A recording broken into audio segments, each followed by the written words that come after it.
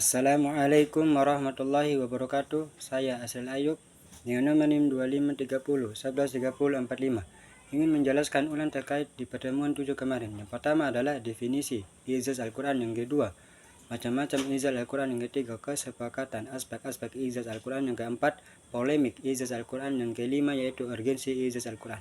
Yang pertama, definisi i'jaz Al-Quran. Secara terminologi, i'jaz Al-Quran berasal dari bahasa Arab azaza yuzizu izazan, yang berarti melemahkan atau memperlemahkan. Jadi secara terminologi, i'jaz Al-Quran merujuk pada kemampuan Al-Quran untuk melemahkan atau membuat tidak mampu siapapun yang mencoba menandingi atau membuat karya serupa dengannya. Secara terminologi, dalam Al-Quran, i'jaz Al-Quran merupakan sebagaimana dikemukakan oleh Manan Al-Qatan, yaitu menampakkan kelemahan orang-orang Arab yang sangat ahli dalam bahasa dan sastra dalam menandingi atau menghadapi mukjizat yang abadi, yaitu Al-Quran. Menurut ahli ashabi, mukjizat yang masuk Al-Quran adalah melihat kelemahan orang-orang yang menetapkan seumpamanya suatu hal yang dapat di luar biasa, keluar dari sebab-sebab umum yang diketahui oleh manusia. Yang kedua, menurut Bakar Ismail, mukjizat Al-Quran atau i'jaz Al-Quran adalah perkara luar biasa yang disertai dan diikuti dengan tantangan yang diberikan oleh Allah Subhanahu wa Ta'ala kepada para nabi-nabinya. Berdasarkan definisi yang telah disebutkan di atas, dapat disimpulkan bahwa yang dinamakan mukjizat Al-Quran adalah kelebihan yang dialami Al-Quran itu sendiri sebagai bukti-bukti kebenaran yang datang dari luar kemampuan manusia. Kita masuk ke pembahasan macam-macam i'jaz Al-Quran. Yang pertama adalah mukjizat material indrawinya. Yang kedua, mukjizat immaterial logis dan kekal.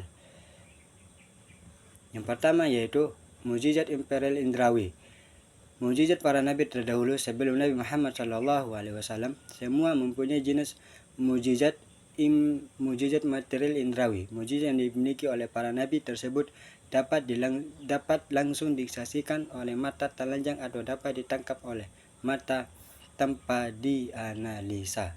Pada dasarnya yang diberikan oleh Allah Subhanahu wa Ta'ala. Yang kedua, mukjizat immaterial atau logis dan kekal. Adapun mukjizat yang diberikan oleh Nabi Muhammad SAW yaitu mukjizat yang bersifat immaterial dan logis dan kekal, yaitu berupa Al-Quran. Hal ini dimaksudkan bahwa Nabi Muhammad SAW diutus kepada seluruh umat manusia hingga akhir zaman. Kita masuk ke poin aspek kemukjizatan Al-Quran. Yang pertama, mukjizat dari aspek bahasa, yaitu kemukjizatan dari aspek bahasa. Yang kedua, kemukjizatan dari aspek nada. Yang ketiga, kemukjizatan dari aspek kepadatan isi. Yang keempat, kemukjizatan dari aspek kesempurnaan. Yang kelima, kemukjizatan dari aspek ketetapan makna. Yang keenam, keseimbangan redaksi Al-Quran. Dari aspek kemukjizatan ilmiah.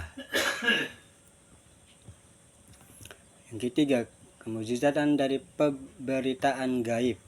Yang keempat, kemukjizatan dari penetapan hukum. Yang pertama yaitu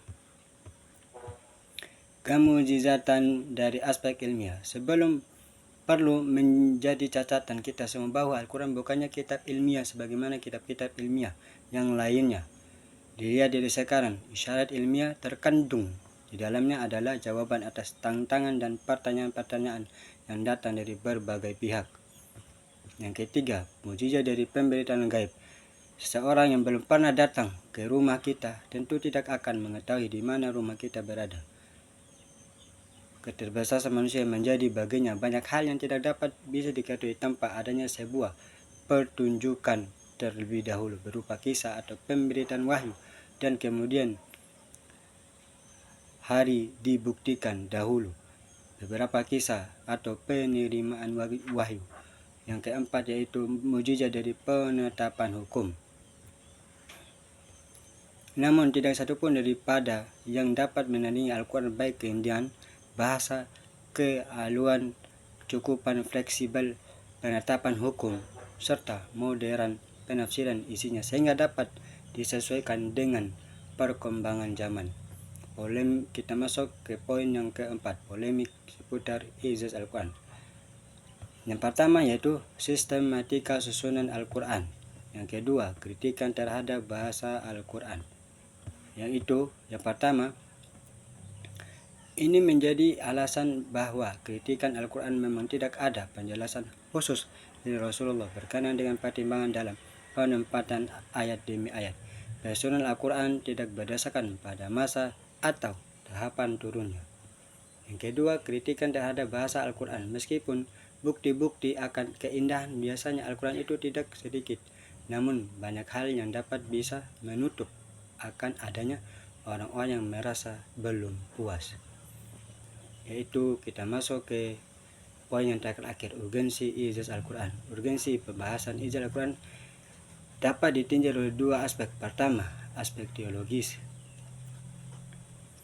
yaitu seseorang muslim bahkan tidak jarang pula orang masuk Islam terkala sudah mengetahui ijaz Al-Quran, terutama ketika isyarat-isyarat ilmiah yang sepakat merupakan salah satu aspek Al-Quran. Yang kedua, aspek akademis. Mempelajari ijaz Al-Quran akan semakin memperkaya khazanah keilmuan Islaman, khusus berkaitan dengan ulumul Al-Quran atau ilmu tafsiran.